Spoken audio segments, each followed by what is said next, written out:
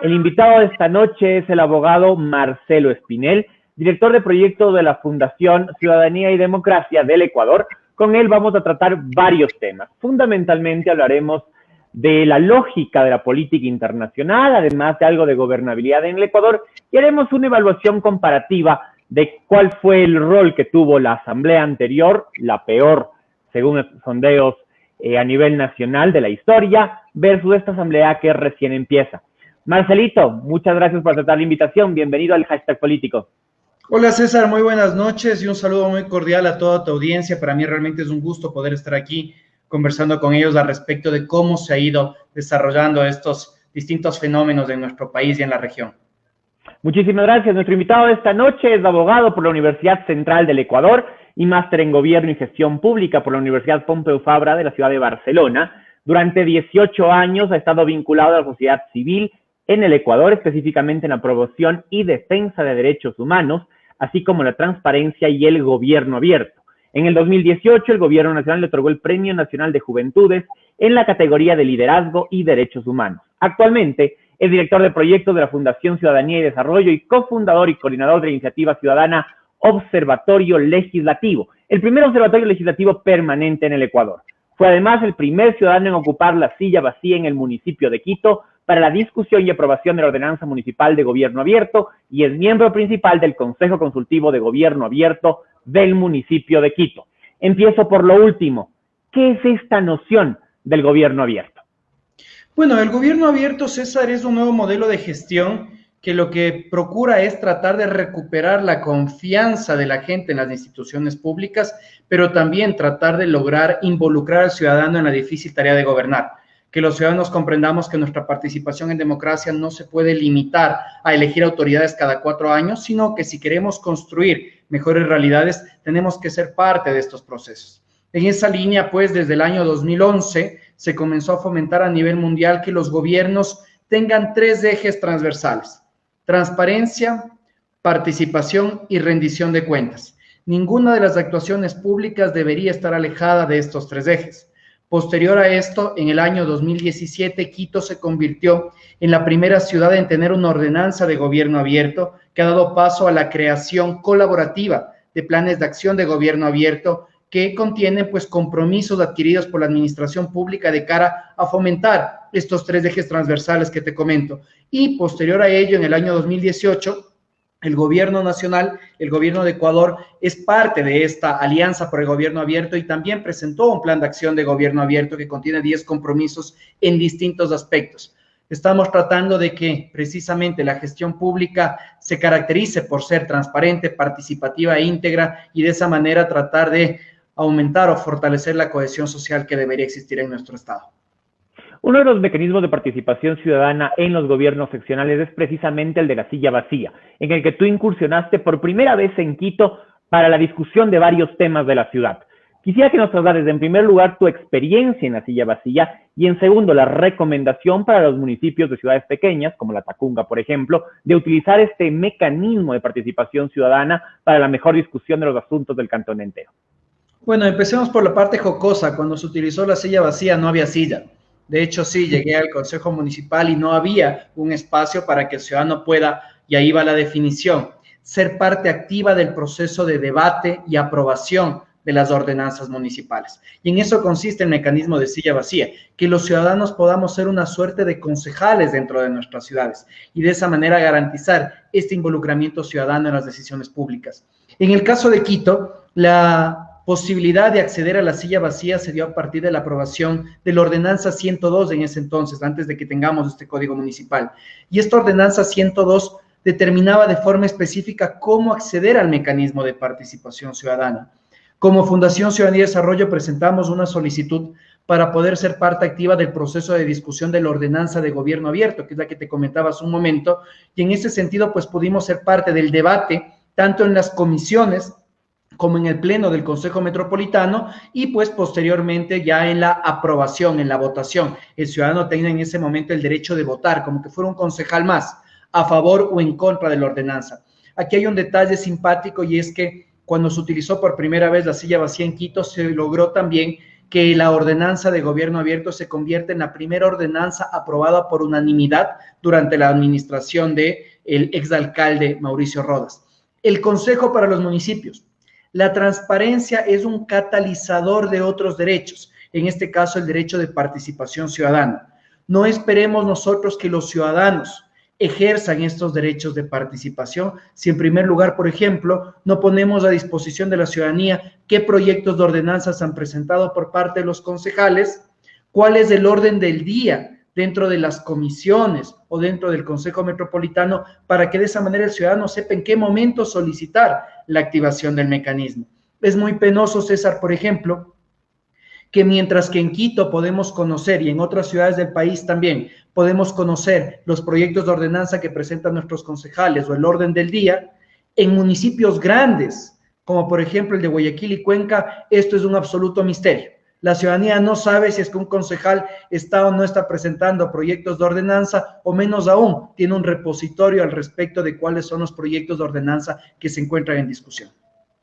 La ciudadanía se preguntará, ¿se tiene que cumplir algún tipo de requisito para acceder a la silla vacía? ¿O yo como ciudadano, conocedor de un tema de la ciudad, puedo solicitar mi presencia o pedir la autorización, si es que cabe, del Consejo Municipal para participar en estos debates? Bueno, la operativización del derecho de participación ciudadana mediante el mecanismo de silla vacía depende de ordenanzas municipales. A pesar de que está contemplado el derecho a la participación y la existencia del mecanismo en norma constitucional y en la ley orgánica de participación ciudadana, las ciudades tienen esta competencia de determinar cómo acceder al mecanismo. Y eso lo hace pues a través de ordenanzas. En el caso de Quito te voy a hablar cómo sucede esto. Cualquier ciudadano o colectivo, ya sea una organización de la sociedad civil, una agremiación, puede plantear su interés de acceder a la silla vacía. Yo identifico algunos requisitos: residir en la ciudad de Quito, no ser funcionario municipal o ser militante de un partido político o haber sido candidato en la elección inmediata anterior, así como también demostrar conocimiento en el tema. Si es que uno presenta este cumplimiento de requisitos antes de que se realice el primer debate en el Consejo Metropolitano de un proyecto de ordenanza, uno puede acceder al mecanismo. Entonces, no es un proceso complejo, simplemente es tratar de cumplir con todos estos requisitos para que se pueda demostrar que efectivamente existe un interés legítimo en aportar, ya sea, en este caso, en la construcción de la normativa pública. Es importante, en consecuencia, que los gobiernos seccionales, gobiernos autónomos descentralizados, inicien a recibir la participación ciudadana a través del mecanismo de silla vacía, y desde aquí exhortamos precisamente a los municipios de Cotopaxi y al Consejo Provincial a que a través de estas ordenanzas viabilicen la participación ciudadana en la silla vacía. Vamos con el Observatorio Legislativo, Marcelo. La asamblea anterior fue catalogada por sondeos como la peor o como la que tenía peor imagen desde el retorno a la vida republicana. ¿Efectivamente esa asamblea fue tan mala? Bueno, y yo creo que hay que partir de algo, César. No hay un solo parlamento en el mundo que esté bien evaluado. No es que podemos decir, sí, es que lo que pasa es que el parlamento australiano todo el mundo lo quiere. No, y eso responde a algo. Y es que existe una distancia muy grande entre los resultados que tiene la gestión del Ejecutivo, la construcción de un hospital, la construcción de una carretera, de cómo percibe el ciudadano los resultados de la gestión del legislativo. La aprobación de una ley que establezca beneficios para cierto sector no necesariamente tiene que beneficiarme precisamente a mí, ¿no? Tal vez esté beneficiando a un sector de la sociedad con el cual yo nunca voy a estar relacionado, o los efectos de una ley no se sientan en el corto plazo, sino en el mediano y largo plazo, y eso hace que simplemente no pueda yo evaluarlo de una forma similar al Ejecutivo. Pero no podemos dejar de lado, César, que la anterior Asamblea Nacional estuvo marcada por el escándalo. Ya de por sí, y esto es penoso, la palabra asambleísta o la palabra Asamblea Nacional ya se la comprende incluso como una mala palabra. Yo creo que eso es algo que está metido en nuestras mentes y es algo que tiene que preocuparnos, considerando pues que la Asamblea Nacional es el llamado a ser el primer poder del Estado. Es el que tiene esta labor tan importante de garantizar este sistema de pesos y contrapesos dentro de una democracia. Pero como te decía, que un periodo legislativo como el anterior haya estado marcado por el escándalo, sin duda que va a afectar su credibilidad. ¿Cuáles fueron los escándalos?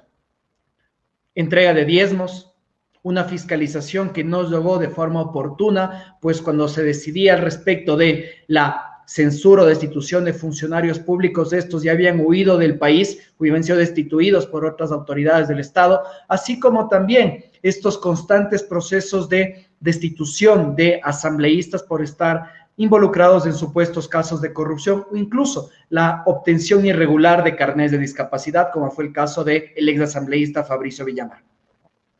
El Comité por la Reinstitucionalización del Ecuador propuso, entre otras cosas, además de la eliminación del Consejo de Participación Ciudadana y Control Social, la creación de un parlamento bicameral, es decir, con una cámara alta y una cámara baja, con un Senado y una Cámara de Diputados o asambleístas. Efectivamente, crear un parlamento bicameral mejoraría la gestión parlamentaria y por ende la apreciación ciudadana sobre el parlamento. Personalmente considero que no, más aún en un sistema como el nuestro. Yo no creo que un sistema hiperpresidencialista como el que tenemos nosotros pueda verse mejorado a través de una bicameralidad dentro del legislativo y más aún bajo la propuesta inicial que había planteado este Comité de Reinstitucionalización. Me parece que fue una propuesta elaborada de una forma bastante irresponsable, tanto y en cuanto se planteaba en un primer momento incluso un requisito etario, así como también referente a una formación profesional en específico para acceder a la Cámara Alta, para acceder al Senado, algo que es contrario a derechos humanos fundamentales, contrario a nuestra propia Constitución, y por esa misma razón la Corte Constitucional dijo que la propuesta no va por ese lado.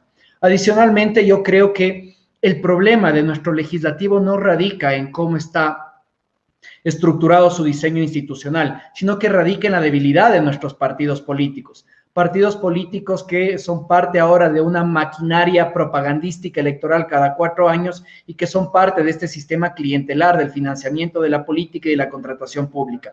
Mientras no solucionemos de manera profunda el sistema de partidos políticos en Ecuador, que ha sido una deuda de los últimos 40 años, difícilmente vamos a poder lograr cambios en el legislativo. El Parlamento que empezó tampoco empezó muy bien, que digamos. No se pudo designar autoridades en el primer día, la sesión tuvo que suspenderse, han habido problemas en la designación en comisiones, pactos políticos se han roto. ¿Cómo empieza este legislativo? Bueno, yo creo que no hay que condenar el hecho de que la Asamblea Nacional no se haya puesto de acuerdo de inmediato al respecto de la integración de sus autoridades. Los parlamentos, por esencia, deberían ser diversos y por esencia deberían tener la capacidad de llegar a consensos. Desafortunadamente, nuestro parlamento no es más que la representación de la sociedad ecuatoriana y el ecuatoriano no se caracteriza por tener esa capacidad de consenso, por esta capacidad de diálogo. En esa línea, pues también creo que nos acostumbramos erróneamente a que el parlamento tenga inmediatamente una autoridad dentro del primer día y que esta autoridad sea parte del oficialismo. Hay que recordar a la ciudadanía que en este periodo legislativo, a diferencia de los periodos anteriores, el oficialismo no tenía mayoría.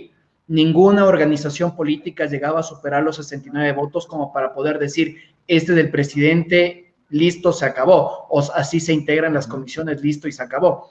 Pues atravesamos un proceso en el cual fue necesaria la ruptura de pactos, la ruptura de alianzas, de tal manera que podamos ahora tener autoridades y la integración de comisiones al fin. Sin embargo, algo que a mí sí me queda en duda, César, es si es que los ciudadanos ecuatorianos realmente llegamos a conocer cuáles eran todo el contenido de estos acuerdos, de estos pactos entre las organizaciones políticas. Pues lo único que se hablaba era que lo que acordamos es la integración de las autoridades, así como también de las comisiones, pero ¿qué pasó con la agenda legislativa, con la agenda de fiscalización, que también es parte de este trabajo legislativo y que todos los ciudadanos deberíamos tener la oportunidad de conocerlo? Nuevamente hablo de la integración del legislativo. Estados Unidos y Argentina comparten una fórmula. El vicepresidente de la República es quien preside el legislativo, tendiente, entiendo, a tener gobernabilidad precisamente en el Parlamento y evitar estas discusiones por captar la presidencia del legislativo. ¿Valdría la pena que el Ecuador, a través de una modificación constitucional, efectivamente adopte esta fórmula y el vicepresidente de la República preside el legislativo? Yo creo que hay dos cosas acá. Yo creo que no debemos confundir gobernabilidad con independencia de poderes.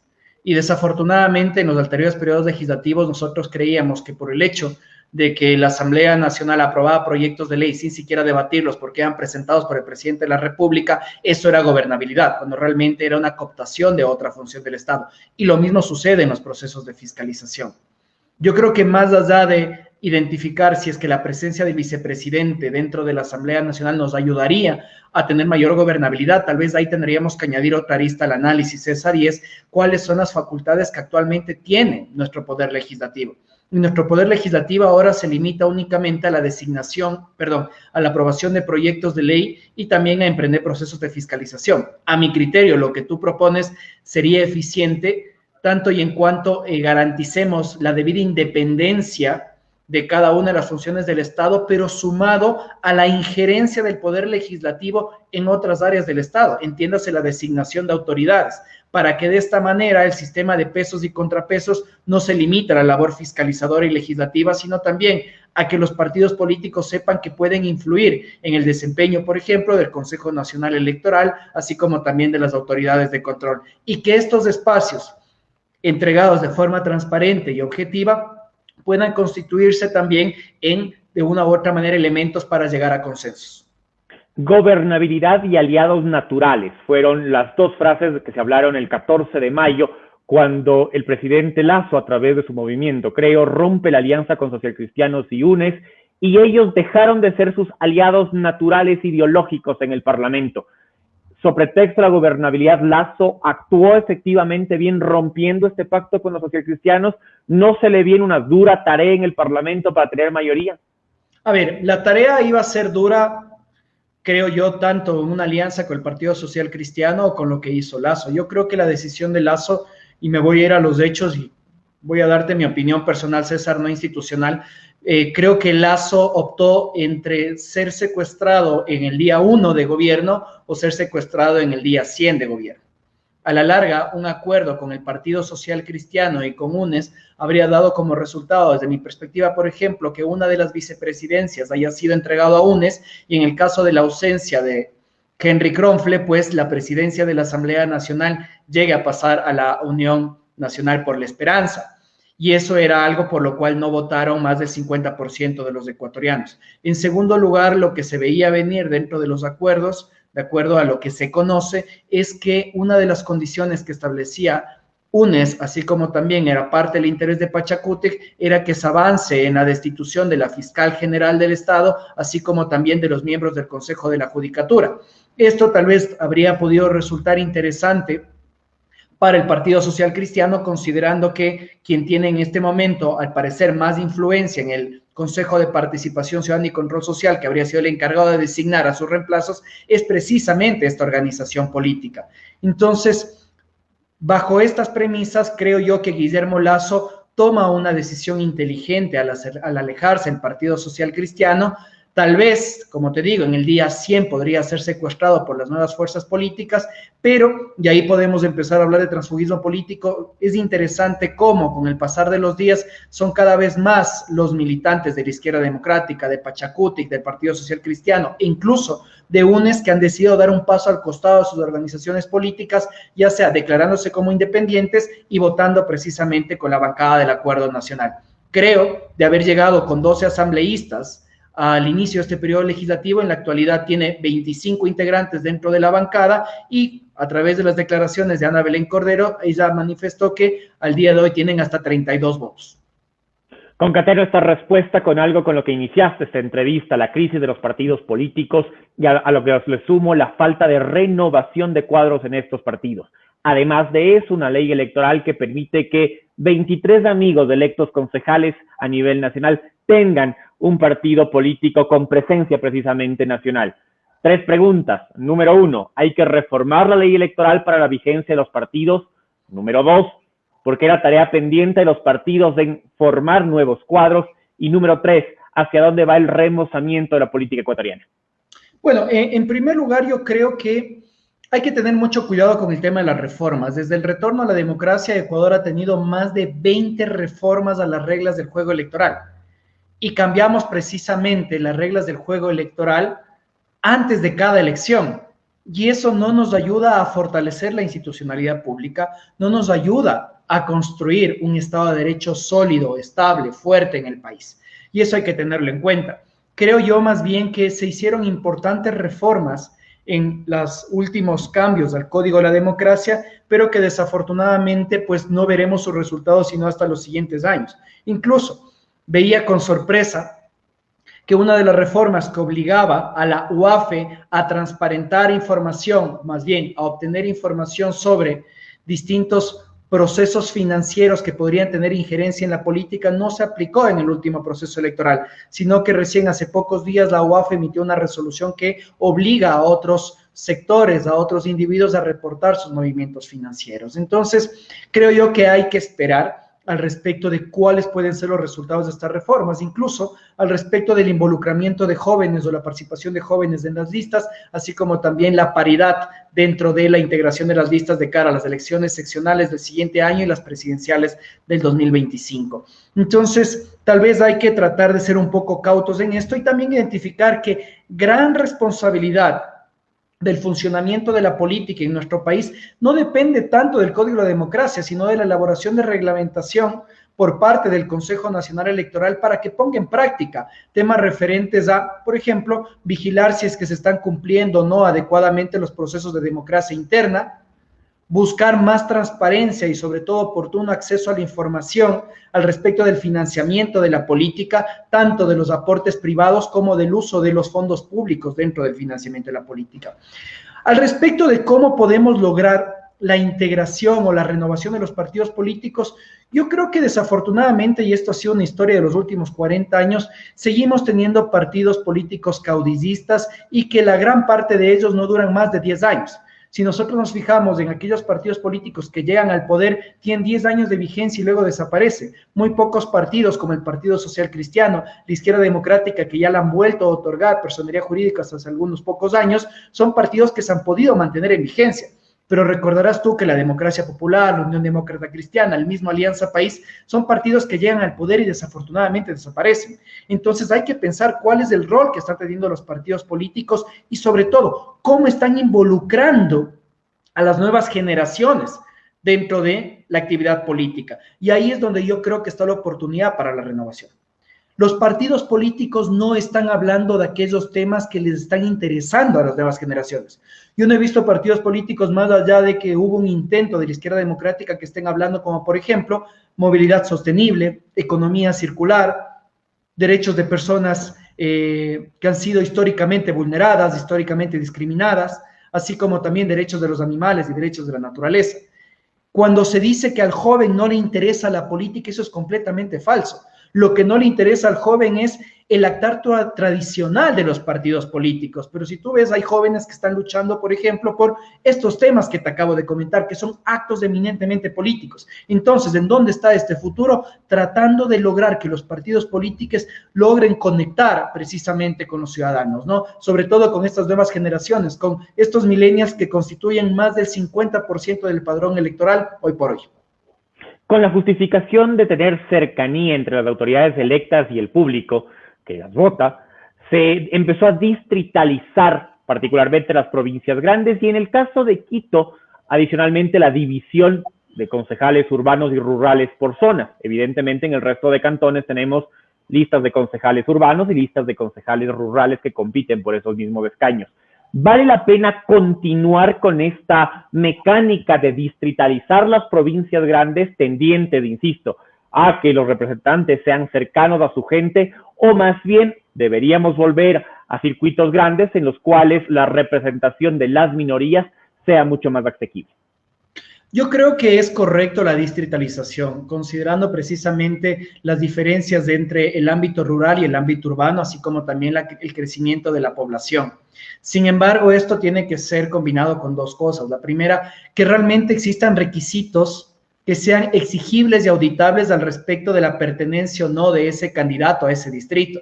Son incontables las denuncias de, por ejemplo, en el caso de Quito, candidatos que optan buscar una concejalía por ejemplo, el Distrito Sur, cuando toda su vida han vivido en el norte, ¿no? Incluso esa es la denuncia que está atravesando en este momento el actual vicealcalde, bueno, el actual vicealcalde Santiago Guarderas. Lo mismo pasaba con candidatos asambleístas en el anterior periodo legislativo. Se hablaba de que, por ejemplo, el actual ministro del Deporte, Sebastián Palacios, fue candidato por el sur de Quito cuando él nunca había vivido en el sur de Quito. Entonces, démonos cuenta que no se está al parecer logrando una buena auditabilidad de esto. Lo segundo, ¿con qué creo que se debe combinar? Y tal vez ahí nos vamos a meter en otro tema, César Luis, y es que en el año 2016, cuando se realizó Hábitat 3 en la ciudad de Quito, una de las conclusiones de esta conferencia global fue que se debe avanzar hacia los gobiernos de ciudades, gobiernos que sean mucho más cercanos con la gente, que las autoridades sean mucho más cercanas a la gente, que conozcan su realidad.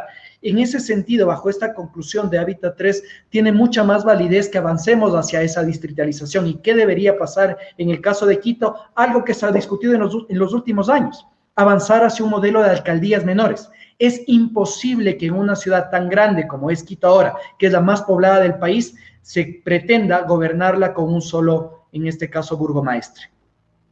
La participación política de las mujeres, tradicionalmente a través de la ley de cuotas, que se fue incrementando del 20% en 1998 hasta lograr la paridad al menos en las listas y la alternabilidad con la nueva constitución. Esta participación política ha ido creciendo, sin embargo, de lo cual muchos grupos han dicho que es insuficiente.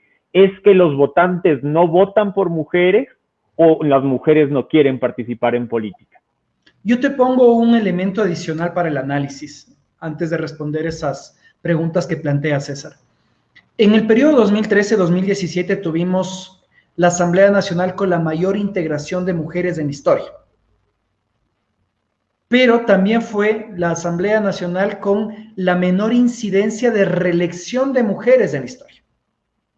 Y también hubo casos puntuales, por ejemplo, en los cuales estas mujeres no pudieron votar a favor de normativa que históricamente se entiende que trata de avanzar en materia de derechos de mujeres, como por ejemplo prevención de la violencia de género, así como también despenalización del aborto en casos de violación.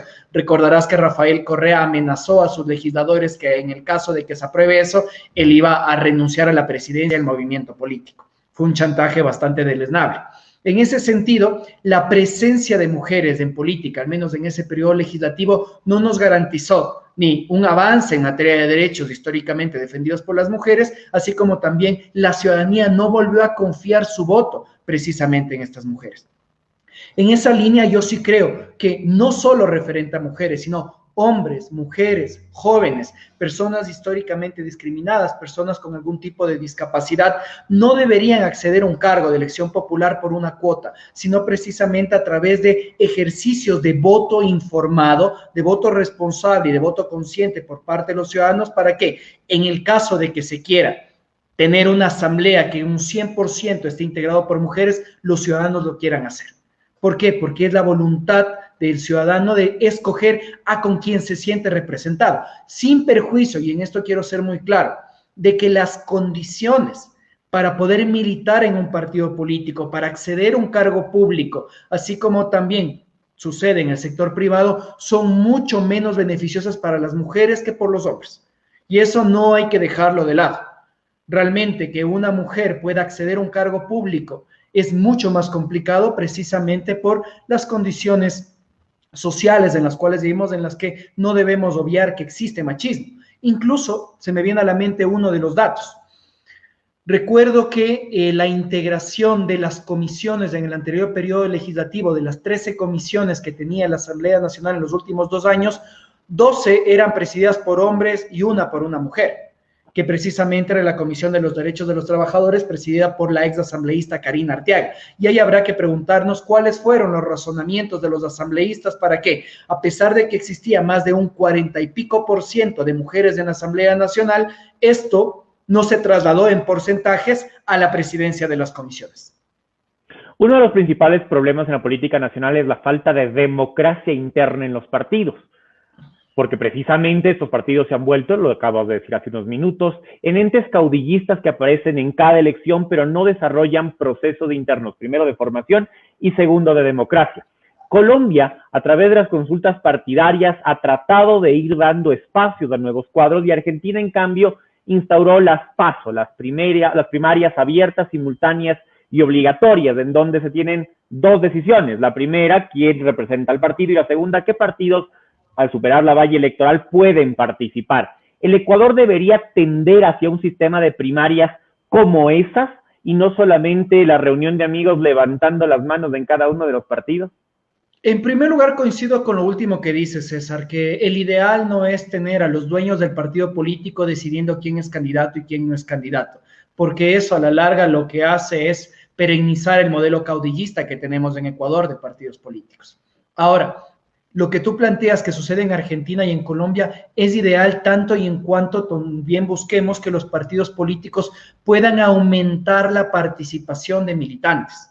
No nos va a servir de nada que hagamos estos procesos amplios, transparentes, abiertos de primarias si es que los partidos políticos siguen sin tener militantes, si es que realmente no existen procesos de formación a las bases de los partidos políticos, si no tenemos procesos de adhesión de los militantes a los partidos políticos, porque si no el día de mañana vamos a tener procesos en los cuales un partido político recién constituido llame a 200, 300, 400 personas que tal vez nunca participaron de una sola reunión del partido político y estén participando en estos procesos de primarias, ¿no? Ahí yo creo que es importantísimo, en la línea de lo que te comentaba, que el Consejo Nacional Electoral tenga reglamentación mucho más contundente, tal vez que se tenga que modificar al respecto de cómo se realizan los procesos de primarias, para que no solo se garantice en este lugar, pues, la renovación de los partidos políticos, sino también para que exista un verdadero proceso de fiscalización